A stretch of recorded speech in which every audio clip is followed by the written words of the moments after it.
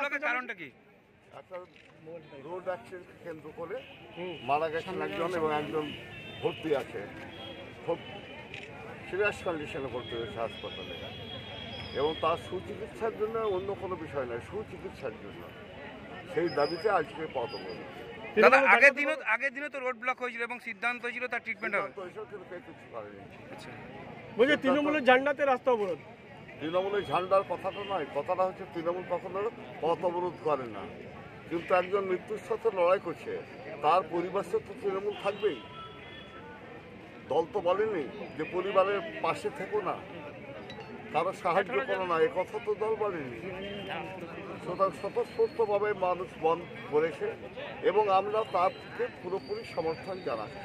দাদা যদি তারা না আসে সেক্ষেত্রে আপনাদের আন্দোলন কি করে নিয়ে যাবেন? যদি বাস মালিকরা না দেখা করে সেক্ষেত্রে আন্দোলন কি হবে? বাস মালিকদের রয়েছে, প্রশাসনের কাছে দাবি রাখবো, প্রশাসনকে ব্যবস্থা করতে হবে, সবাই মিলে তার উপায় করতে হবে।